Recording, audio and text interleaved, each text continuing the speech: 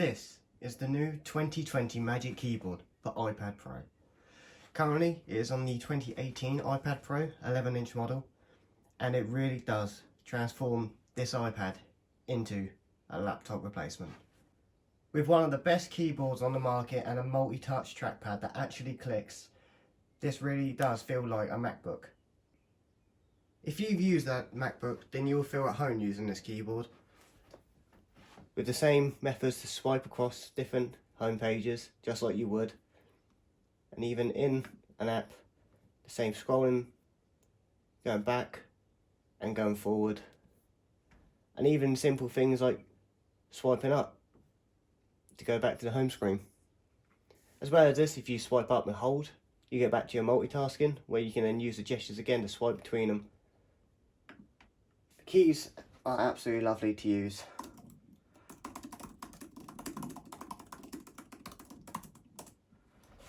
And quite frankly, the only downside really is the lack of function keys at the front.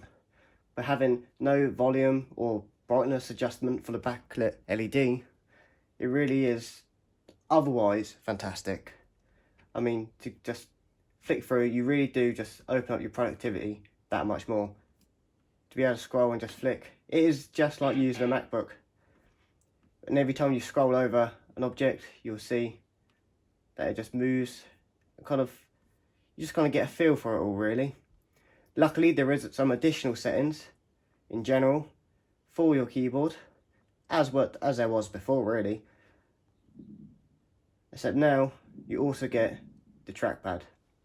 You can change the tracking speed, tap to click. I'm not a great fan, I like the physical touch and click, and obviously 2-finger secondary click, which really, that's probably the biggest thing, is that now you can basically right click everywhere. Especially with the lack of, well, there never really was 3D touch, but the haptic touch, that just makes things so much quicker. If you're going through files, you can just right click, new folder, start typing away, and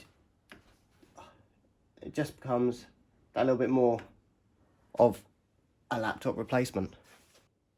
On the side there is a USB-C pass-through charging port, only for charging, and again not at the exact 100% speed that it would charge at with the built-in USB-C. However, it doesn't transmit any data, so it's literally just a charging pass-through. Now, a lot of people don't quite like this design, not so much the floating keyboard design, but the fact that when you do want to come up and pick it up, and you think, oh, I want to use it in a tablet mode, you can't flip it on this back. But it doesn't really matter. You can just pick it up and go. And that is probably a better design really than being able to flick the keyboard on its back. Click it back in and away you go. Using a smart connector, there's no lag, there's no need to wait for the Bluetooth to turn on or even any setting up at all. Now, this is quite a weighty keyboard, especially when you compare it to an actual iPad by itself.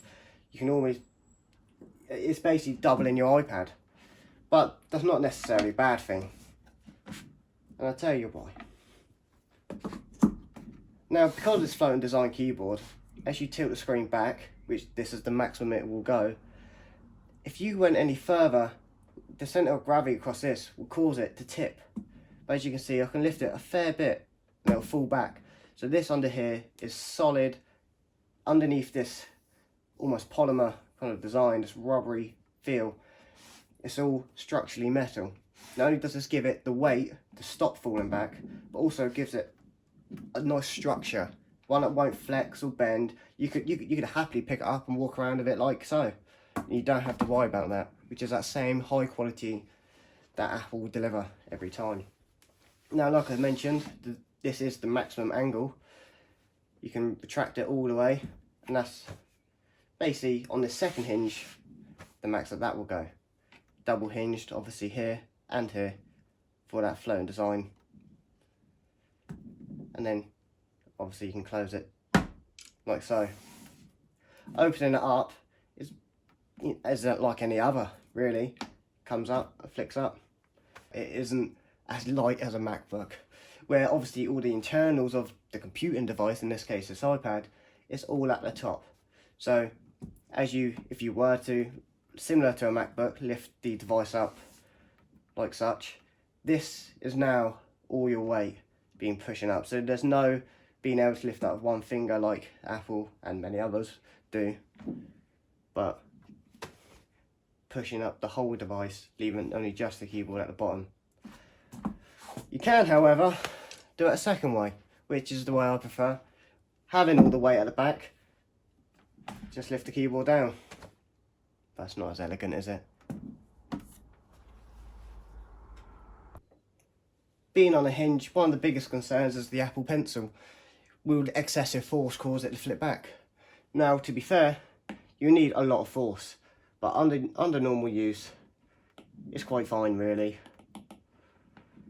Which is not a problem at all, because due to that design, it's more than easy just to take it out and carry on.